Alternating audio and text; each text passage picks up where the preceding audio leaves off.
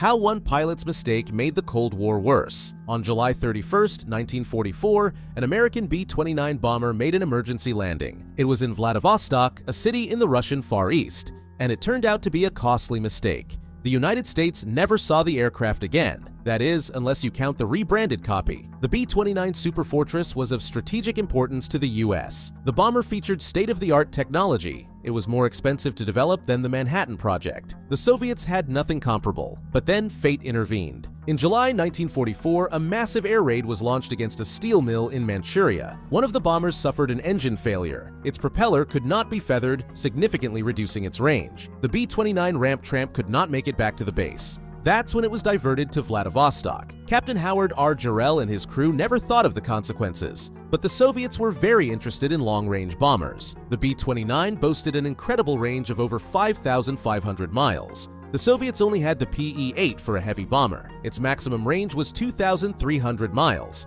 Russians had repeatedly asked for B-29s from the United States. This would be assistance under the Lend-Lease program, they claimed, but Americans were wary of Russians stealing the technology, so the Russians found a loophole to intern the B-29. They claimed neutrality in the Pacific War. They allowed the plane's crew to leave the Soviet Union, but despite numerous requests from the US, they didn't return the B-29. Instead, Ramp Tramp was flown to Izmailovo, Moscow. By 1945, the Soviets had managed to intern 3 more superfortresses. In just 2 years, the Tupolev Tu-4 took its maiden flight. By 1950, Soviet long-range aviation had deployed 9 Tu-4 regiments. Each one had 32 bombers.